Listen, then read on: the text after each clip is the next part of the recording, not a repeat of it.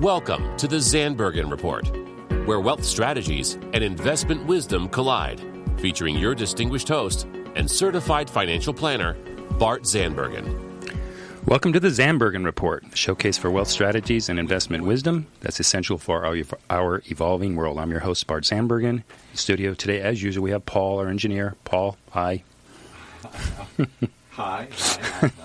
So, Paul, I've broken one of my very, very hard, fast rules today. Yeah, I have a guest today. I try never to associate with people that are taller than me or better looking. And he broke both of the rules. So, beauty is in the eye of the beholder. So, and actually, just so I don't get hate mail, I'm just kidding. No, he is taller and better looking, but that's not one of my real rules. I just being funny. So, in any event. As our listeners know, this is primarily a financial show, but once a month we get to do something fun and do something that's lifestyle and something that goes along my lifestyle and what I like to do. And by now our audience knows that I'm really into health and fitness and so forth. So who better to bring than Tyler Mounce from Stark? Oh, just Stark now. Just Stark, yeah. Okay. Tyler, welcome to the show. Thank you. It's good to be here with you. Yeah. So the other thing is he's also a very seasoned podcaster, so he's probably going to show me up from all different aspects, Paul. That's the way it goes. Yeah. All right. So as a matter of introduction, a little bit about Stark. So what I know about Stark is it is focused on one thing, and that is the best version of you. And they take a 360-degree approach to help people look, feel, and perform at their best. Don't leave anything out there, Tyler? That's the gist of it. All right, cool. And then as far as you, Tyler, I really like your background. So I know you're from Washington, and you moved down to California in 2007, started your studies at Biola University, and then kind of got into personal training to help pay for college and so forth, right? Yep. And haven't looked back. Haven't looked back. Yeah, it's not a bad gig so far. Did you end up finishing school? Yeah, I was in and out, but I did kind of the long track. I think I dropped out at 2 different points, but finally finished with my degree. Okay. Actually in biblical studies, so completely unrelated. So yes, completely related to what you're doing. Yeah, exactly. I mean, I wouldn't change it. It was a good way to go. So.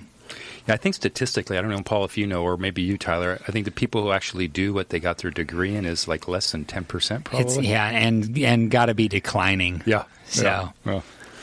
All right, well, let's get into this. So, again, being a big part of my life and who I am, I know you and I have talked before, and part of my personal story is I grew up an overweight, kind of bullied kid, and that was kind of motivation for me as a teenager, 15, 16-year-old, to kind of get it together. And it's been a big part of my life ever since. So there's all sorts of things with regards to health and fitness that I think are interesting and important. But one of the things, let's start with this. I think this is a great kind of opening. So you use a term called auditing your health. And so with that term, how do you get an accurate picture of health and fitness? The way that I would approach that is I'd start with what health and fitness isn't. And to some people, it's a 6-pack abs. To other people, it's the ability to run a marathon. For other people, it's cholesterol numbers. And what happens is when you talk about like what is health and fitness or how do you get a good picture, is you have to create a broader picture. The thing is that we tend to be too focused on singular factors when it comes to our health and fitness, and it's the sum of the parts, right? Mm-hmm. And so what happens is when we have too narrow of a definition of what optimal health or optimal fitness is, then we miss out on other potential benefits and other things that could be impacting that positively or negatively. So when it comes to getting an accurate idea of what your current health or fitness status is, you just need to look under more. You need to turn over more stones. That's the problem, is that people, they go to their GP, their primary care physician, and they get a really modest blood panel done. Mm-hmm. And everything, it checks out, or as I'm doing air quotes, right? Yeah. So it's not as simple as that. And on top of that, but on the other side of things, and so you get these people who are really in poor shape, from a lot of things. Like maybe they're overweight, maybe they have hormonal issues, maybe they have a lack of, their fitness isn't where they want it to be. Like they're deconditioned. That's an interesting thing, right? Like, like they get winded going up a flight of stairs, but because their doctor says that, your cholesterol looks good or blood pressure's okay or X, Y, or Z thing seems normal, like then you're good. Yeah. But, that's the absence of disease is not the same as optimal health. Right. So like that's really what your doctor is going to keep you alive for sure. But are you going to thrive under that model? Well, not with such a narrow focus. Similarly, we do the opposite, and we look at people fit like their physique, and that becomes the end all be all as it relates to health and fitness, right? Mm-hmm. The more abs, the healthier you are, period. Yeah. Right? That's what we think. Yeah. Or some people do, but again, that's not because the thing is like on the real extreme side of things, like we do our annual fitness competition at Stark. That's the Stark Naked competition, and the reality of it is that, and the very, very, like that's the sizzle. We love that stuff, but like. Just to like without going off too far. Yeah. When I did it, I'm usually around 205 pounds. Yeah. When I took my photos, I was 188 pounds. Like, I was shredded. Yeah. But I was not the optimal picture of health. Like that was out in the extremes, right? Yeah. Optimal health and fitness. Body fat, something like that. Something just super lean. Yeah. And the optimal health and fitness doesn't exist in the extremes, right? And so on either side of things. Yeah. And so when it comes to getting a good picture, we have a program where we basically, we call it our ultimate package, where we really go in and try to get a full and comprehensive. That's what we talk about, the 360-degree view, is looking at health and fitness from all of its various angles and getting an idea of where someone is as objectively as we can with that. So. Does that include medical as well? The blood panels? Exactly. Okay. So to oversimplify, the basic components are we're looking at body composition, we're looking at blood chemistry, and that's a whole nother thing. Like you could do an episode on just like what are the tests associated with optimal health. So we do a pretty comprehensive blood work. We do posture analysis, orthopedic screen, movement testing, and then evaluating other more subjective lifestyle factors, things like sleep, digestion, nutrition, that kind of stuff. Yeah. So if you kind of get an idea, right? So if someone has such bad posture that they have chronic tension headaches because they sat at a desk for too long, like that's going to be a factor, right? Pain. It's hard to imagine an optimal version of health in which you're dealing with chronic pain, right? So we kind of know that. Hormones. We all kind of know intuitively that those are going to be a menace if they're not optimized, right? So like low testosterone, we hear about the things that are associated with that. For women, like thyroid issues, we kind of understand intuitively, like if a woman wants to lose body fat, but has a thyroid problem, we know that that's going to have some interaction there. We don't really know, maybe don't know how, but it's important. So blood chemistry is another one. And movement. You want to talk about the quality of a life. Yeah. The ability to move is a crucial thing. So we're evaluating that in different ways that we can. And then obviously the one that is generally the greatest pain point for most people is body composition. Yeah. And again, that's not an isolated number either, right? Because there's all kinds of health issues associated with obesity. Right, there's all these obesity-related disorders, like the effect that fat can have on your blood, like excess body fat can have on your blood chemistry, and the risk that it can put you at for different conditions and increase your risk of mortality. Like that's a very real problem. So whether you're motivated by the vanity piece or by the health piece, like that's something that needs to be evaluated. Sure. So, and you're right. I mean, we've got several hours worth of show here. And one of these topics is way more than a half hour. And I don't want to put you on the spot, but do you guys take a stance on hormones and rebalancing? Are you proponents or not of those who are doing things to regulate or like hormone. You're talking about hormone replacement. Yeah. So bioidentical hormone replacement. I would say that there's people when it comes to hormones that are shoot first, ask questions later. Yeah. We are not that. So in general, when you take so we talk about earning your hormones. Yeah. So the idea that, like, if you're gonna put a man on testosterone replacement, make sure he's doing all the work first. Exactly, because if you take something from a lifestyle standpoint, and there's issues with inflammation, and there's other dysfunction in the system, if you just drop a hormone in there, like, for one, it's not going to have as powerful of an effect. And also, too, like, there is potential damage that can be done because, like, you hear this saying, like, the higher the tower, the bigger the foundation. Mm-hmm. So, like, we have to lay the foundation of health before we go to something like that. So we are proponents of hormone replacement therapy, but it's a much more conservative position with regards to how applicable it is. Mm-hmm. And we're always going to check the boxes before we go to that. Mm-hmm. Are you, like, the reality of it is if you're just abusing your body through lack of sleep and over stress and alcohol use and things like that, there's a lot of potential benefit that can come before we even need to take that measure. Mm-hmm. And so I would say the hormone replacement thing definitely is a very, very powerful tool, but it's one tool in the tool belt among the biggest lesson you could learn in health and fitness is that everything is multifactorial. Mm-hmm. Everything. Nothing exists in a vacuum. Nothing exists in isolation.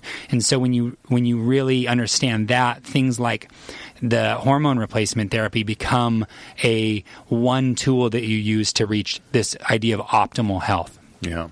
Yeah. So interesting. It reminds me, while you were talking, of one of my favorite quotes. Some philosopher, and I can't remember who it is, but it is, health is the ultimate wealth. Yeah. I mean, at the end of the day.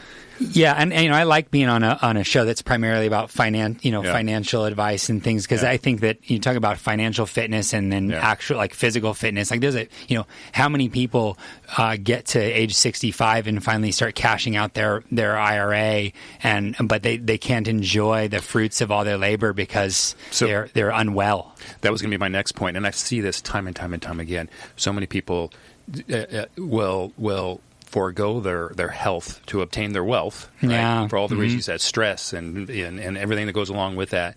And then at the end, now they have this wealth, and now they're trying to regain their health and use all this wealth to try to regain their health. So it's this really weird perpetual thing. So balance, I think, is a great word. So why do you think it is so hard for people to change or improve their health and fitness? That is that's the maybe $1 billion question. There's a lot of reasons. Again, I think that people get too sucked into this idea that it's one thing. It really is multifactorial. So for just like to some of the examples I alluded to, like if there's hormonal dysfunction and you want to lose weight, that's going to be an issue. If you want to train to build strength, but there's structural issues related to posture or, movement mechanics and things like that's going to be a challenge, because, you want to be stronger, but your body is not moving in optimal patterns, like those kinds of things. And so I think what happens is with people who have a challenge actually making an impact or in changing their health and fitness is they don't address for all of the factors, or they don't factor for all of the different components to that. Okay. So I think that they get sucked into over focusing on one thing. The other thing too, why are people so hard is there is this warped perception of the time it should take to make these corrections, right? So the vast majority of people that are overweight did not do that to themselves in a short span of time. Sure. Right? It was the couple pounds a year, year after year. Yeah. And the next thing you know, you kind of reach that point. I say that, talk about the frog in the pot, the frog in the pot analogy. Yeah. Right? So I like all of a sudden one day you wake up and you're like, how did I get here? Yeah. Like the good news is you can actually unwind it way faster than it happened, but it's not immediate. What took you 10, 15 years to get to is going to take a little bit of time to unwind, and it's going to take some intentionality. Yeah. It's going to take some discipline. So I think this warped perception. So I was talking to this one lady. She does a lot of nutrition coaching, and I was like, "What's your like one thing, like your one dog, like you want to make health and fitness professionals uncomfortable? Is like ask them to come up with like a dogmatic statement, and so because nothing is that black and white. And I was like, give me something like what's your one principle? And she goes, don't be crazy. That's the only advice. Like, don't be crazy. So like to your point, right? Like your journey with health and fitness started how many years ago?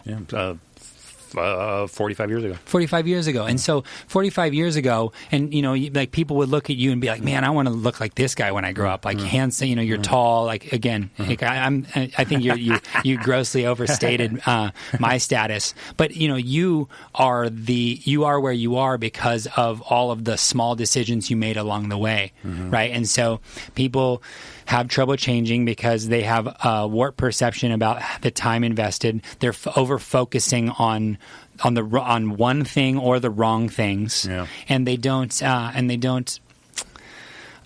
take kind of this slow and steady approach to things. There's so much that you've said in there. There's a lot of things we could take off on, but I think part of that is following these new fads and trends. I mean, not a professional like you, but one who studies it and as a hobby, and I've seen people, and I'm always getting approached on, hey, intermittent fasting or paleo or keto, and I think back over my last 40 plus years, I'm like, no, I never had to do any of that. It was just picking the right foods, doing the exercise. So what do you? I mean, are you attached to any of those? Any of those do you find work? Is it? And I know I haven't let you speak yet, but I have found, unlike finance, where I think that there is more of a, I'm not going to say there's one way, but there are a few ways. I think with health and fitness, to me, what might work for me may not work for you, may not work for Paul. So maybe I'll be keto and Paul's going to be vegan, and and he's going to be great and I'm going to be great. So do you think there's truth to that? Yeah. So again, we were talking like 3 or 4 podcasts in here. So I think to your point, there's principles, kind of like the idea of the financial plan. Like there's some general principles that are a good idea to adhere to. And then also there's no one's like health and fitness is wildly individualized. Not only like what works for you won't work for me and won't work for Paul, but what works for you now may not work for you in 6 months. And so, I mean, you're talking about a tremendous amount of customization required for each person to achieve, again, optimal health. Yeah. So, like, if you want to talk about, like, you can make improvements with some basic stuff. But I will, to your question, and to anyone listening, to provide some value, I'll offer like a couple basic ones. A set of guidelines around food selection is not a nutrition plan. Okay, what you do or don't eat does not comprise your diet. Yeah. So when you say, "Oh, I'm vegetarian," or "I'm vegan," or "I'm paleo," or I'm gluten free," like that's not the reality of it. Is that you're ignoring possibly the most important factor of all, and that's total caloric intake. Yeah, because ultimately at the end of the day, when you talk about like our growing nation, like literally, America, the obesity epidemic, it's all related to overconsumption. Okay, I'm gonna ruffle some feathers here. Like, we are not fat in the U.S. because of gluten. Like, mind you, I generally eat a grain-free diet. That's we can get more into that another time or whatever. But people are overweight because of overconsumption. So, in terms of just really general principles, someone's like, how should I eat? Like, what's the best diet out there? Yeah. Okay, you should factor total caloric intake. Yeah, you ought to optimize protein intake. Those are some just really general ones that I think like people that if I'm gonna make some categorical statements, don't overeat. Get enough protein because there's a lot of negative health consequences that can come with not getting sufficient protein. And then the other thing too is that when you talk about what's really, really interesting is what blue zones are? In your heart rate, blue zone? No. Okay. Blue zones, like in the world, where the blue zones are the areas of the world that have the highest concentration of centenarians, people who live over 100. So one of them's Loma Linda, right? Okay. So Loma Linda is a blue zone. You've got Okinawa. You've got these. Okay. I think maybe it's Crete or one of the islands off the Greece. Like these are places where there's just all these people that live forever, massive amounts of longevity, and not just that, but high quality of life too. Yeah. If you want to try and draw a conclusion about what the optimal diet is by looking at those blue zones, you will not find one. But what you will find is that they, generally speaking, hold to traditions of eating whole, nutritious foods. So I'll go out there and say the less processed food you eat, the better. Fair enough. So that's a broad generalization. Not to say that I don't ever eat something that came out of a wrapper, but in general, eating whole, nutritious foods is good for multiple reasons. One, our brain accurately understands the energy of the food coming in when it is a whole, nutritious food, right? So when you talk about the calories contained in apples and chicken breasts and broccoli and rice, like we eat those calories and our brain sort of accurately registers, like, hey, I got this much energy in. But if you eat a Pop-Tart, like when I eat a Pop-Tart, like I don't even know how many calories in a Pop-Tart, right? Like maybe a couple hundred. That's Paul. But I'm He has like, one on his desk. yeah, I think I have one right there. Yeah. So it's like you eat the Pop-Tart and you're like, okay, where are the other three? Yeah. So your brain doesn't register like the actual the amount of energy from food coming in. I got it. So just to distill it out, I'd say watch your total caloric intake. That's going to be your biggest. Is going to be the biggest thing. Like you watch people, you look at the people like that are older and really, really healthy and really, really fit. Like they've just probably been like lived the everything in moderation mindset for 50 plus years, right? Yeah. And so, no one, okay, here's a really good way to put it. No one either ended up in poor health or ended up in great health because of something they did in 30 days. Right. You know what I mean? Like, so you want to talk about one. principles that you're drawing from like your financial planning thing. Like, no one worked really, really hard for a year and then retired wealthy, right? Right. And so, I would say watch your total caloric intake. Make sure you get enough protein, and in general, eat whole, nutritious foods. Like, if you stick to those things, you're doing better than 99% of the people out there. So this is probably going to embarrass myself more than I realize when I say this out loud. But when you and I got together for lunch, it was around the holidays. Yeah. And one thing that you will learn about me, and most people know, is I'm very. I get a rhythm. I do the same thing. I'm very, very. I get in my rhythm. I do the same thing all the time. So part of that is my eating habit, and my eating habit is I got to eat every 2.5, 3 hours. We talked about this, so don't start laughing. So that's just the way I do it, and that's kind of old school, kind of old physique, bodybuilding routine, right? So I've done that forever and ever. And when we were talking about like Thanksgiving or Christmas, I'm like, I'm going to eat these meals, and then the big, it might have been Thanksgiving. It's like, hey, just miss a couple of meals, eat your big meal at Thanksgiving, you'll have the same calories at the end of the day. And I'm like, wow, that makes sense. Yeah, but especially to a financial guy, right? Budgeting. That's right. Budgeting my calories. But then I still had to wrestle with, I didn't get my protein fix like for, maybe like a 3-hour or 6-hour span. So I kind of freaked out about that for a few minutes. But everything ended well. Yeah, you're here still. That's right. You're still breathing. Yeah. And that's, and to that's a whole nother thing too, right? Because you mentioned intermittent fasting briefly.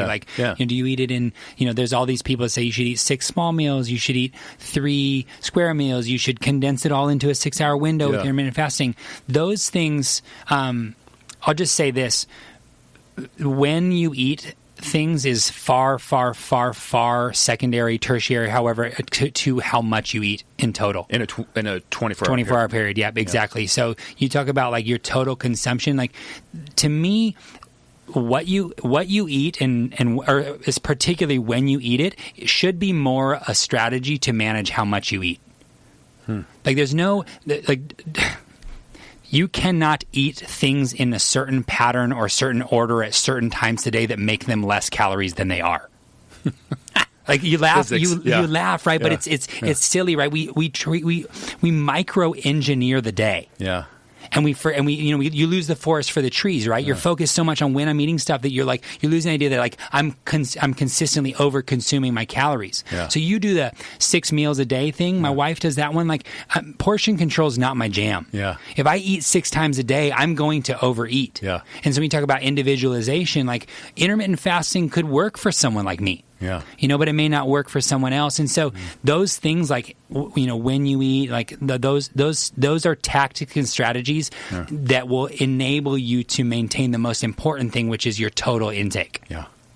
So it's, I'm really getting myself in trouble because now I'm going to bring my wife into it. I've never really talked about her on the show, and I don't want that. I don't want that on me. I don't want that on me. I don't want to get in trouble. Get you in trouble. So I'm just going to actually.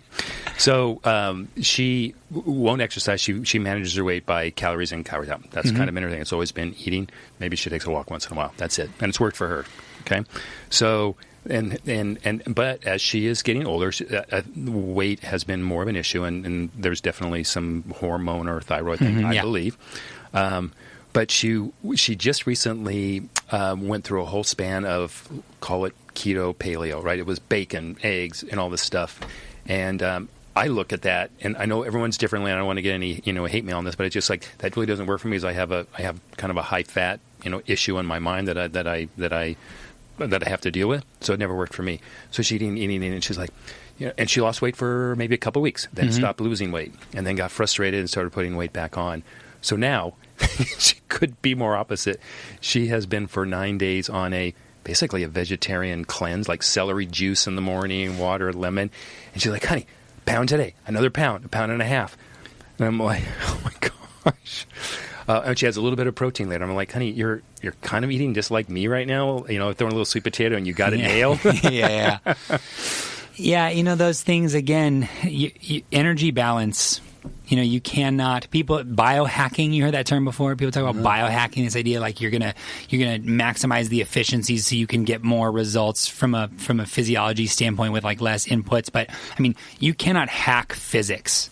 Yes. Right. So the reality of it is that she could have stuck with her original sort of like keto paleo type less diet, calories, and or increased activity. Oh yeah, right. So she could have worked out, or as again, she's probably more dieting intuitively in terms of she's focusing on what she's eating and less how much she's eating. Yeah. So what happens is now, this is the craziest thing, too. Like, our body's auto-regulatory processes are so powerful. We don't even realize, like if you increase your activity, your body is going to auto-regulate an increase in appetite because you want to maintain balance. Yeah. Like, energy imbalance, a.k.a. what we need to lose body fat, is not something the body really knows or wants. And so, with that, for example, she goes keto, paleo, whatever. Yeah. She, without really intentionally doing it, because maybe she cut out some of the sugary stuff that's high in calories, she reduces her caloric intake. Yeah. Boom, starts losing weight. Yep. Now, because she has reduced her calories, her body starts going, hey, there's less energy coming in. We should downregulate our physical activity. So now she doesn't tap her leg as much when she's sitting. She doesn't stand as much. Or she doesn't walk around. I mean, whatever. You'd be crazy. Like, it's all the stuff that your body will do with this. Yeah. And then now, so she lowers her caloric intake without really much intention, but then she also downregulates activity. Now she's back at energy balance. Yeah. Maintenance. And so that's why the weight stopped. So she could have either increased activity, reduced calories more. I mean, and again, not to say that she had the right plan, but you can make it work with any plan if you factor certain things in that way. Yeah, for sure. And the one thing I would say is, again, people want to say like, low fat, everything fats are bad, or people want to say like low. People want to like carbs are like the biggest criminal in like the world right now. Like everyone's like, oh, carbs are so bad for you. Like they're not. Of course. Anyone who says that is wrong. Yeah. Okay. So all of the research shows that if total caloric intake is factored and protein is optimized. And long term, again, you look at studies that show low carb or low fat or whatever, they're always like, 6-week studies, 8 weeks, 12-week studies. You want to go anything a year plus, all of the research, all of the data shows that whether you do high carb, low carb, high fat, low whatever, as long as calories and protein are factored, tolerance and preference. That's crazy. All of the long-term research says that whether you do high carb, low carbs, medium, both, it is irrelevant if total calories and protein are factored. So it's why I'm like, there's so many ways you can do it, right? Yeah. So many ways you can do it. So we are out of time. Great stuff. And again, you're coming back? sorry to say, we have a lot more to do. Well, that's good. Somebody tweeted and wanted to know, let's get some details for Stark and what you guys do and how do they reach you if they want to learn more? Yeah, 2 locations, one in Irvine, kind of near the airport, and one in Newport Beach near Fashion Island. Our website is starklife, StarkLife.us, starklife.us. And we're on Instagram too, starklife.us and things. And before we close up, we all know we have a minute, but I always have the honor of asking my final thought question. So share with us your ultimate lesson learned as a fitness specialist. My hands down, my one piece of advice that I would give to people is don't let the inability to do what's optimal keep you from doing what's beneficial. Love that. Love it. All right. Thank you very much, Tyler. This was a great show. We're having you back. Thanks, everyone, for tuning in, and we'll see you all next week. Cheers. Tune in next week for the latest edition of the Zandbergen Report, Tuesdays at 2 p.m.